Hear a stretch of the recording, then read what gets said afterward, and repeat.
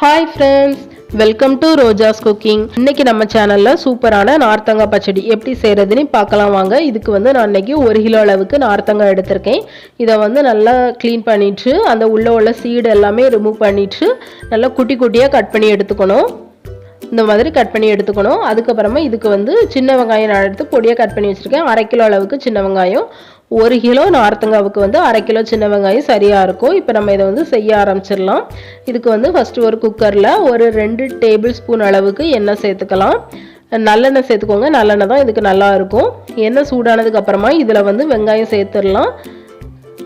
உங்களுக்கு வந்து நீங்கள் சின்ன வெங்காயம் சேர்க்க விருப்பம் இல்லைன்னா நீங்கள் வந்து பெரிய வெங்காயம் கூட சேர்த்துக்கலாம். பெரிய வெங்காயம் வந்து 1 கிலோவுக்கு ஒரு 4லேருந்து 5 பெரிய வெங்காயம் சரியாக இருக்கும். நல்லா பொடி பொடியாக கட் பண்ணி சேர்த்துக்கோங்க.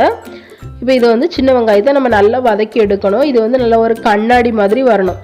அந்த அளவுக்கு நம்ம இதை வந்து நம்ம நல்லா வதக்கி எடுத்துக்கலாம். இப்போ வெங்காயம் வந்து நல்லா வதங்கியாச்சு. இந்த அளவுக்கு நம்ம வந்து நல்லா வதக்கி எடுத்துக்கணும். அடுத்தால இதில் வந்து நார்த்தங்காய் சேர்த்துக்கலாம். பொடி பொடியாக கட் பண்ணி வச்சுருந்தேன் நார்த்தங்காவை நான் இதில் சேர்த்துருந்தேன். சேர்த்து ஒரு நிமிஷத்துக்கு மட்டும் நம்ம இதை வந்து வதக்கி எடுத்துக்கணும். 1 நிமிஷம் வதக்கினாலே போதும். இப்போ நார்த்தங்காயை வந்து நான் நல்லா 1 நிமிஷத்துக்கு நல்லா வதக்கி எடுத்தாச்சு. அடுத்தால இதில் வந்து இஞ்சி பூண்டு பேஸ்ட்டு சேர்த்துக்கலாம். 3 டீஸ்பூன் அளவுக்கு நான் இஞ்சி பூண்டு பேஸ்ட்டு சேர்த்துக்கிறேன் 1 கிலோ நார்த்தங்காவுக்கு. அதுக்கப்புறமா தேவையான அளவு உப்பு சேர்த்துக்கோங்க. நான் வந்து கல்லுப்பு சேர்த்துக்கிறேன். அப்புறமா 1 டீஸ்பூன் அளவுக்கு மஞ்சத்தூள் சேர்த்து நம்ம நல்லா கலந்து விட்டுடலாம்.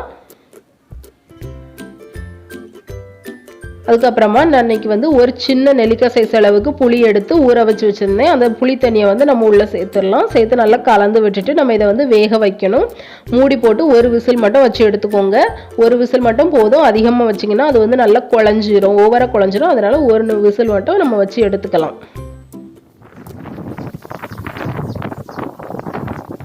இப்போ 1 விசில் அடிச்சிடுச்சு. நம்ம அடுப்பை ஆஃப் பண்ணிடலாம். அடுப்பை ஆஃப் பண்ணதுக்கப்புறமா 5 நிமிஷம் மட்டும் ரெஸ்ட்டில் விட்டுருங்க. ரெஸ்ட்டில் விட்டதுக்கப்புறமா நம்ம வந்து ப்ரெஷர் எல்லாத்தையுமே ரிமூவ் பண்ணிடலாம். ப்ரெஷர் எல்லாத்தையும் வெளியே எடுத்து விட்டுட்டு நமக்கு வந்து குக்கரை ஓப்பன் பண்ணிடலாம். ரொம்ப நேரம் ரெஸ்ட்டில் விட வேண்டாம், 5 நிமிஷம் மட்டும் ரெஸ்ட்டில் விட்டால் போதும். இப்போ நார்த்தங்காய் எல்லாமே நல்லாவே வெந்து வந்திருக்கு. அடுத்தால் நம்ம வந்து மசாலா சேர்த்துடலாம். நான் வந்து அடுப்பை இன்னும் ஆன் பண்ணல, ஆஃபில் தான் வச்சுருக்கேன். இப்போ இதில் வந்து 1/2 ஸ்பூன் அளவுக்கு வெந்தயப்பொடி, 1 ஸ்பூன் சீரகப்பொடி, 1/2 ஸ்பூன் அளவுக்கு மல்லிப்பொடி, அப்புறம் ஒரு 1/2 ஸ்பூன் காயப்பொடி இவ்வளோத்தையும் உள்ளே சேர்த்துடலாம். இது எல்லாமே இந்த வெந்தயப்பொடி, சீரகப்பொடி, மல்லிப்பொடி எல்லாமே வீட்டில் வந்து கொஞ்சம் நிறையாவே வாங்கி தனித்தனியாக வறுத்து அரைச்சி வச்சது தான். நீங்கள் வந்து கடையில் உள்ளது கூட யூஸ் பண்ணிக்கலாம். அதுக்கப்புறமா வத்தத்தூள் சேர்த்துக்கலாம். நான் ஃபஸ்ட் வந்து ஒரு 4 ஸ்பூன் அளவுக்கு வத்தத்தூள் சேர்த்துருக்கேன். அதுக்கப்புறமா காரம் பார்த்துட்டு மறுபடியும் ஒரு 3 ஸ்பூன் அளவுக்கு வத்தத்தூள் சேர்த்துருக்கேன். மொத்தமாக நான் வந்து 7 ஸ்பூன் அளவுக்கு வத்தப்பொடி சேர்த்துருக்கேன். நீங்கள் வந்து காரம் பார்த்து சேர்த்துக்கோங்க. இப்போ வத்தத்தூள் சேர்த்து நம்ம நல்லா கலந்து விட்டுடலாம். எல்லாம் சேர்த்து நம்ம நல்லா கலந்து விட்டதுக்கு அப்புறமா நம்ம வந்து அடுப்பை ஆன் பண்ணிக்கலாம். நான் இவ்வளோ நேரம் அடுப்பை ஆஃபில் தான் வச்சுருந்தேன். இப்போ தான் நான் வந்து அடுப்பை ஆன் பண்ணியிருக்கேன். இப்போ இது வந்து லைட்டாக கொதிச்சு வர ஆரம்பிச்சிடுச்சு. ரொம்பலாம் நம்ம வந்து வத்தெல்லாம் வைக்கணும் வேண்டாம், போதும். இப்போ இதில் வந்து கடைசியாக ஒரு 2 ஸ்பூன் அளவுக்கு வெல்லம் சேர்த்துருக்கேன். நீங்கள் வந்து பார்த்து சேர்த்துக்கோங்க. 1 ஸ்பூன்லேருந்து 2 ஸ்பூன் வெல்லம் சரியாக இருக்கும். நான் ஃபஸ்ட்டு 1 ஸ்பூன் சேர்த்துட்டு மறுபடியும் 1 ஸ்பூன் சேர்த்துருந்தேன். ஏன்னா சில நார்த்தங்காய் வந்து ரொம்ப கசப்பு தன்மை இருக்கும், சில இது வந்து கொஞ்சம் புளிக்கிற மாதிரி இருக்கும், நார்மலாகவும் இருக்கும். அதனால வெல்லம் வந்து பார்த்து சேர்த்துக்கோங்க. வெல்லம் சேர்த்து நல்லா கலந்து விட்டதுக்கப்புறமா நம்ம வந்து அடுப்பை ஆஃப் பண்ணிட வேண்டியதான். அந்த வெல்லம் வந்து நல்லா கரைஞ்சதுக்கப்புறமா அடுப்பை ஆஃப் பண்ணிக்கோங்க. உப்பு காரம் எல்லாமே பார்த்துக்கோங்க. அடுத்தால நம்ம அடுப்பை ஆஃப் பண்ணிவிட்டு இதை வந்து தாளித்து கொட்டிடலாம். அதுக்கு வந்து ஒரு கடாயில் நான் வந்து நல்லெண்ணெய் சேர்த்துருக்கேன். இது வந்து ஒரு 50 ml அளவுக்கு எண்ணெய் இருக்கும். எண்ணெய் வந்து நல்லா சூடாகட்டும். எண்ணெய் சூடானதுக்கப்புறமா இதில் வந்து 1 ஸ்பூன் அளவுக்கு கடுகு சேர்த்துக்கலாம். கடுகு வந்து நல்லா பொரியட்டும். கடுகு பொரிஞ்சதுக்கப்புறமா வத்தல் சேர்த்துக்கலாம். நான் அன்றைக்கி வந்து 5 வத்தல் எடுத்து நல்லா பொடி பொடியாக கட் பண்ணி சின்ன சின்னதாக கட் பண்ணி வச்சுருக்கேன். அந்த வத்தலையும் நான் இப்போ இதில் சேர்த்துறதேன். வத்தல் சேர்த்ததுக்கு அப்புறமா இதில் வந்து கருவேப்பிலை சேர்த்துக்கலாம். ஒரு 3 கொத்து அளவுக்கு கருவேப்பிலை சேர்த்துக்கிறேன். கருவேப்பிலை நல்லா பொரிஞ்சதும் நம்ம எடுத்து இதை வந்து பச்சடியில் சேர்த்துற வேண்டியதான். பச்சடியில் சேர்த்துட்டு இதை வந்து நல்லா கலந்து விட்டுடலாம்.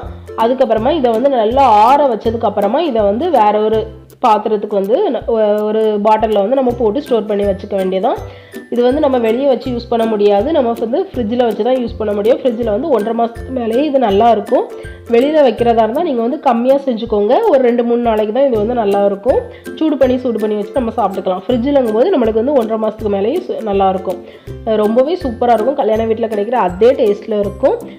நம்மளோட சூப்பரான நார்த்தங்காய் பச்சடி ரெடி ஆகிடுச்சு.